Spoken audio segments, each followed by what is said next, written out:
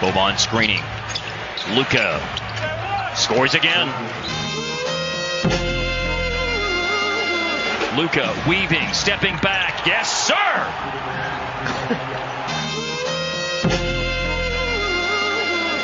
Luka backing in now. Oh, yeah. Steps around Paul George. Double clutch! Oh, yeah. All's well that ends well. He's got a chance for three. Jojo, Marko, živo, pozdravljen, lep pozdrav Celje, seveda, kako gre, pripravljen za delo? Zdrav, Matej, tle v Celju je odlično in jaz ne vem točno, kakšen delo govoriš, ker podcast, to ni delo za nas, to je užitek, zato ga snemamo, ne? Debatirati o basketu, o Dončiću, res ni delo. Ob spremljanju tega genialca se ti toliko stvari, ki jih imaš za povedati, porodi po glavi, da ja, je treba to nekomu povedati in bova zdaj nekaj o tem povedala in tudi analizirala dogajanje na zadnji tekmi in kratek napovednik za naslednjo tekmo, taktične prilagoditve, pričakovanja. Tokrat bova nekaj krajša, bova res na hitro poskušala tiste glavne stvari povedati. Preden začnejo, Marko, bom samo na hitro spomnil še poslušalce, če se lahko naročite na naš YouTube Sport Info Si kanal in če zraven kliknete še tisti zvonček, boste obveščeni o vseh novih podcastih. Če tega še niste storili, vas prosimo, da to storite in nam seveda tudi pomagate z všečkom in pustite tudi kakšen komentar, ki jih z veseljem preberemo in z vami tudi, kot veste, predebatiramo o topikah, ki jih obdelamo. To je to, zdrdral sem tisto, kar je bilo treba zdrdrati. Zdaj pa greva na genialca po imenu Luka Dončić. Tisto, kar je treba na samem začetku povedati, bom samo ponovil tisto, kar sem v zadnjem napovedniku povedal in tisto, kar je seveda očitno čisto vsem, ki gledajo tekme. Dallas Mavericksi v tem trenutku, v tem play-offu so Luka Dončić. Matej, nedvomno, statistika Luke v teh 5 tekmah v letošnjih play-offih govori sama zase. 35 točk, 9,4 podaje in 8 skokov. Luka to počne proti eni od najboljših obrambnih ekip v ligi in vemo, da se igra v končnici zelo, zelo razlikuje od igre v redni sezoni. In če gremo naprej od te osnovne statistike, Luka je zaslužen za približno 65% vseh Dallasovih točk, torej s podajami ali pa svojimi koši.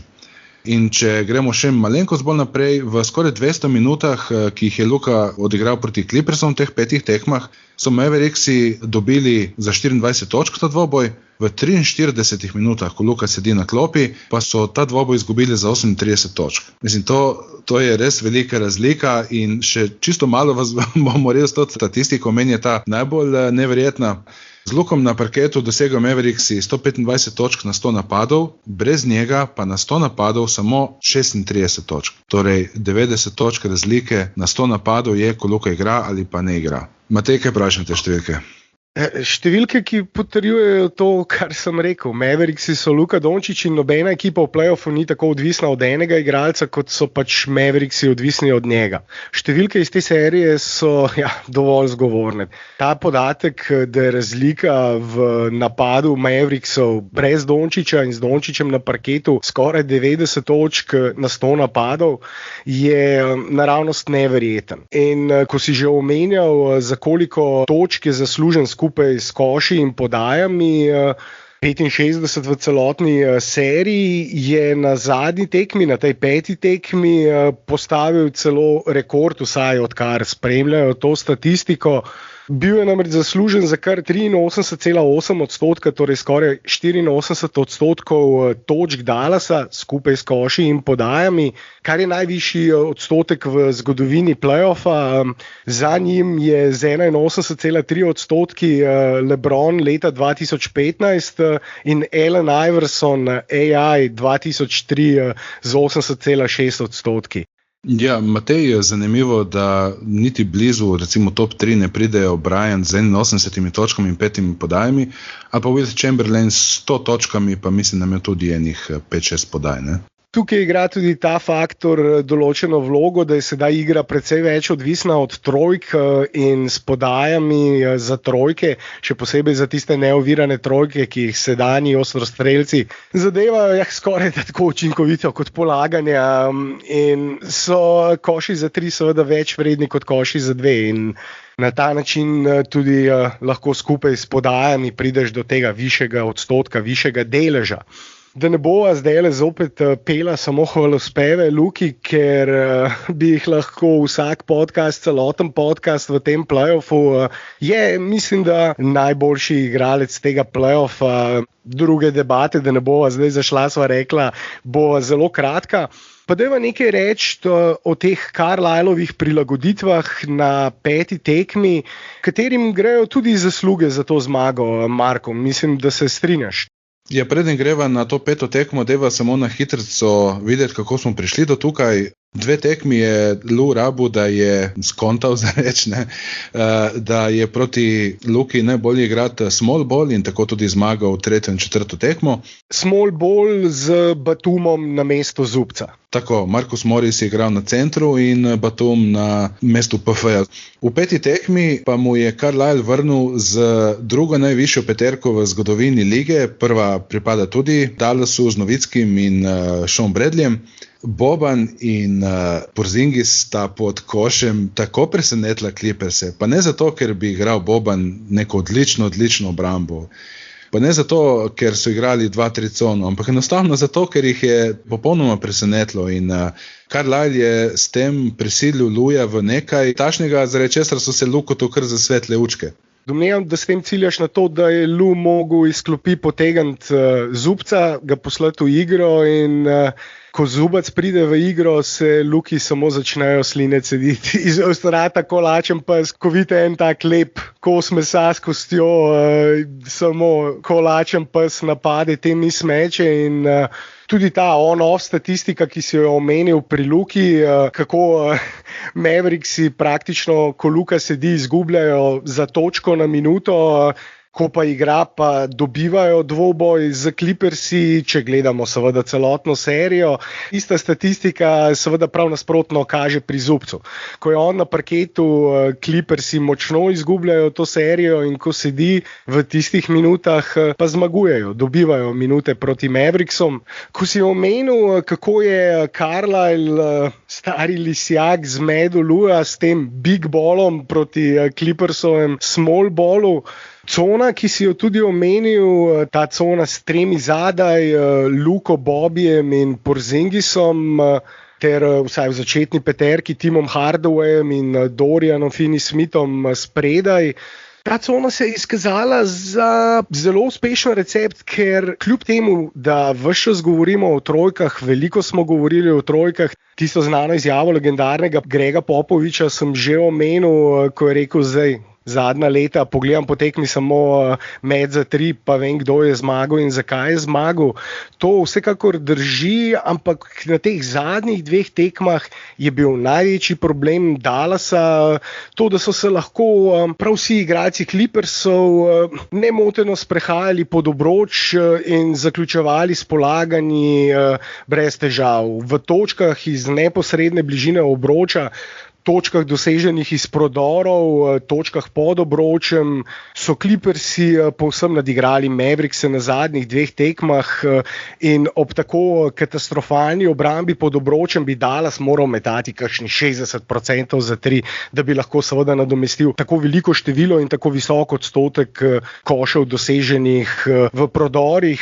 Tale cona je pa zdaj to kar dobro onemogočila in kljub temu, da so Clippersi dobro zadevali za 3 na tej tekmi, solidno vsekakor 37% so bili in odprte trojke, ki so jih dobili, zadevali s takimi odstotki, kot bi jih morali zadevati. Tale cona Mavericksov je seveda pripeljala do večjega števila odprtih trojk za Clippers, vendar so to dobro izkoristili. Zadeli so jih 8 od 17, po vsem odprtih troj govorimo, kjer je bil najbližji obrambni igralec dlje od 1,8 metra. 47,1% je pri odprtih trojkah odličen odstotek. Dosegli so 24 točk preko teh trojk. Ampak so Mavericksi vendarle uspešno zaprli pot do obroča in z svojim uspešnim metom za 3 deloma ali pa povsem nevtralizirali te trojke Clippersov. Boljša obramba pod obročem in ta cona je pa na koncu tudi verjetno pomenila to razliko, ki ni bila velika pri končni zmagi seveda Dallasa. Matej, popolnoma se strinjam, glede na to, kot si rekel, kako so se Kawhi in Paul George v 3. in 4. tekmi sprehajali pod koš, za kar je mogoče najbolj kriv Porzingis, ki ni več takšen rim protector, kot smo bili od njega navajeni, je mogel Carlisle povleči eno takšno potezo in povlekel res zelo nekonvencionalno potezo in mene najbolj preseneča, kako počasi se trener Clippersov prilagaja na taktične zamisli Carlisla, kajti če jaz vidim 2-3 cono, pa imam ekipo, ki je bila najboljša v procentih po trojkah v rednem delu, vrži 60 trojk, če je treba, ne pa, koliko si rekel, 24 točk iz odprtih trojk. 24 točk. To enostavno ne nadomesti tistega primanjkljaja, ki so ga imeli Clippersi v točkah iz rakete. V 3. in 4. tekmi so bili odlični v tej statistiki, ampak v 5. tekmi so jih pa Mavericksi čisto odrezali. In enostavno niso našli recepta niti za to, kako so podvajali in celo 3 igralce naenkrat poslali na Kawhija. Paul George je imel malo več prostora, ampak spet ne toliko, da bi ogrozil zmago. Videli bomo, kako bo Lou odgovoril v 6. tekmi, ampak jaz sem vesel, da trener Clippersov rabi vsaj eno tekmo, da pogrunta neko protitaktiko, ker če bi jo pogruntal sredi 5. tekme, bi Mavericksom trdo predla.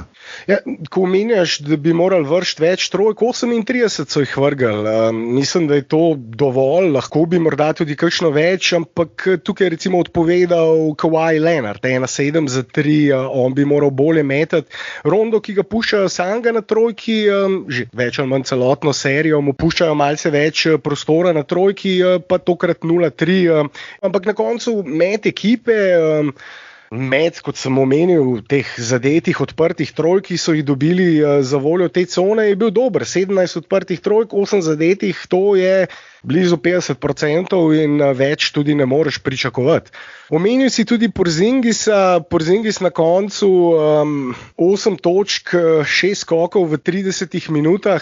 Res je, Marko, on na poziciji centra je bil eden od glavnih razlogov, da so se Clippersi tako prosto sprehajali pod obroč in da ni bilo prav nobene protekcije obroča pri Mavericksih.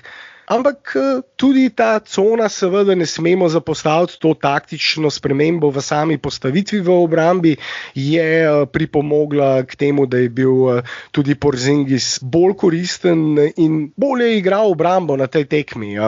Je ta cona tudi nekaj njegovih pomanjkljivosti oziroma napak zakrila.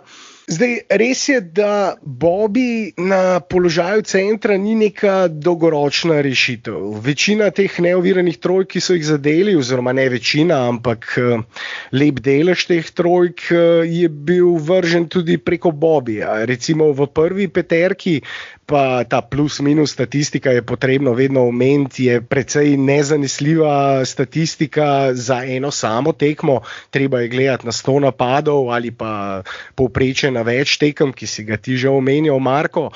Ampak včasih pa vendarle potrdi tisto, kar vidimo tudi na parketu in kontekstu skupaj z drugimi številkami lahko tudi nekaj pove. Bobby je recimo bil -9 na tej tekmi v 20 minutah. Na drugi strani je pa Zubac v 20 minutah bil -19. Ta Zubac, pri katerem se luki začnejo sline cediti, in to je zdaj tista rošada, tisti riziko, tisti moment, ki je pri obeh trenerjih ključen. Kdaj jih nasprotna ekipa prisili zaradi težav pod obročem v to, da igrajo z centrom, ki seveda pomeni kakšno odprto trojko več za nasprotno ekipo. To je zdaj tista dilema in to bo tudi tisto glavno vprašanje za naprej. Če bo Carlisle začel zopet z isto peterko, bo zanimivo videti, kako bo na to odgovoril Lou. Tukaj pa seveda tudi zelo pomembno vlogo igra dober začetek tekme. Mavericksi si ne smejo kakšnega zaostanka na samem začetku pridelati. To bi lahko pomenilo ravno to, da bo Carlisle tisti, ki se bo moral prvi prilagoditi, in na drugi strani bo Lou lahko zubca pustil na klopi. Zato bo ta začetek ključen tukaj, Marko. Nedvomno, Matej. Jaz verjamem, da bo Zubac igral vse manj in manj, tako na 7. tekmi kot morebitni 7., za katero upamo sicer, da ne prije do nje, ampak nikoli ne veš. Jaz mislim, da bo Carlisle še vedno začel z Bobbyjem v 6. tekmi. Lahko ga takoj povleče na klop, če vidi, da stvari ne grejo v tisto smer, kot si želi.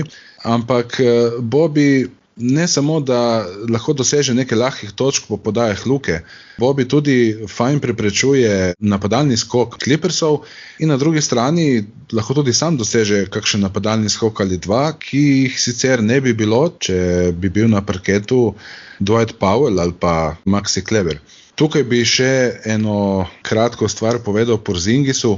Torej, Porzingis si je v 5 tekmah zaslužil nemalo kritik, ampak moramo povedati, da je to tudi del strategije Carlisla. Namreč Porzingis deluje kot recimo ta še najdražji floor spacer v zgodovini lige. Ne? Vedno se postavi nekje v trojko v kot ali pa čim bolj daleč od koša, krije ga in zelo dober igralec, na začetku Leonard. In dejansko Porzingis daje Luki možnost, da v tem prostoru, ki ga ustvari, tudi doseže toliko točk, toliko podaj. Luka je najbolj zaslužen, ampak vse, kar se dogaja na igrišču, je tudi zaslužen za to, da lahko Luka doseže toliko točk, podaj in tako naprej.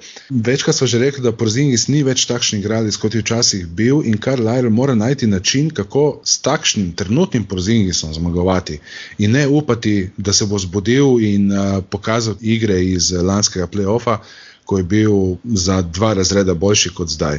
In mislim, da mu to zelo, zelo dobro uspeva. Ne samo, kar se tiče igre, ampak tudi tega, kako Porzingisa motivirati. Mislim, da je to največji izziv za Carlisle in vse ostale na parketu.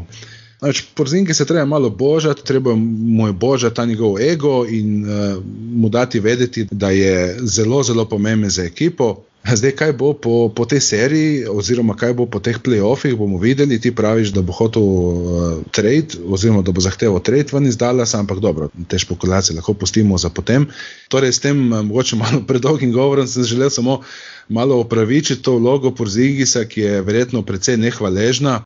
Ne vem, Marko, jaz tukaj si malo preveč apologet, po mojem Porzingisa malo preveč ga upravičuješ, saj kar se mene tiče, jaz ga imam dovolj. Za 35 milijonov dolarjev na sezono ne rabiš nobene dodatne motivacije za to, da se boriš pod obročem, da skačeš v obrambi in napadu. Porzingis, res je, treba ga je božati, Carlisle njegov ego konstantno boža, ga konstantno z različnimi komplimenti obklada, ampak preprosto premalo daje za igralca, ki je toliko plačan in od katerega so pričakovali, da bo resna druga opcija. On je 30-milijonski floor spacer tudi zato, ker je nekoristen pri drugih stvareh. Njegovi postapi, ki jih ima tako rad, so izjemno neučinkoviti, ne igra pick and rolla, ne odvaja se po blokih pod obroč, ampak več ali manj samo pomika na trojko, ne uteka toliko, kot bi to lahko počel, nima nobene centrske tehnike v igri pod obročem, da bi mu recimo dal posta pod obročem in da bi on, tako kot Embiid, Jokić in podobni genialci in centri, ki sedaj obvladujejo ligo, ali pa recimo Rudy Gobert, ki je v pick and rollu 10-krat boljši kot recimo Porzingis. Preprosto, to je ena od glavnih težav Mavericksov. Ne samo Porzingis, položaj centra kot tak, Bobby Marjanović, Dwight Powell, ki si ga omenjal in je bil zelo dober na tej zadnji tekmi, Willie Cauley-Stein in Porzingis so te igralci, ki jih izmenjujejo, ampak vsi imajo velike luknje v svoji igri, če ne v napadu, pa v obrambi, nekateri pa na obeh straneh. In meni sem kar malo fovš recimo organizatorjem, playmakerjem iz drugih ekip, ki igrajo s temi elitnimi, najboljšimi centri, ali pa tudi ne s tistimi top of the top, ampak tudi recimo s kakšnim Bamom. Si predstavljaš, kaj bi Luka lahko delal s kakšnim Bamom, recimo.